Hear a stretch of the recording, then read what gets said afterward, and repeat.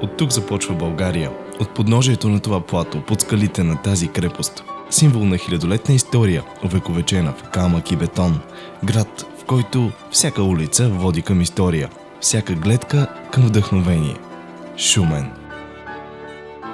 Град на герои и творци, на лицето на свободата, на гласът на първия български театър, на началото на българската култура. Град, където силата на изкуството и образованието дават порив за свобода. Тук културите не се сблъскват, те се допълват и съжителстват. Тук дом намира унгарският боец Лайош Кошут. В неговата къща топти унгарско сърце с българска душа.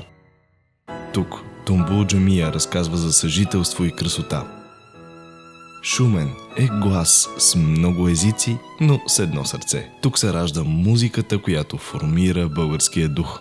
Ноти пропити с душата на страната ни. Всеки тон е мост между светове. Тук е първата българска столица. Тук се кове златния век на българската писменост и култура. А над скалите на Мадара конникът вече 13 века бди.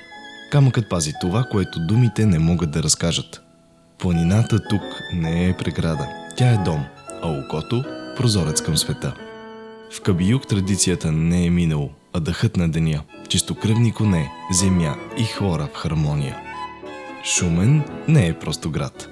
То е преживяване. Приеми поканата, почувствай историята, почувствай Шумен.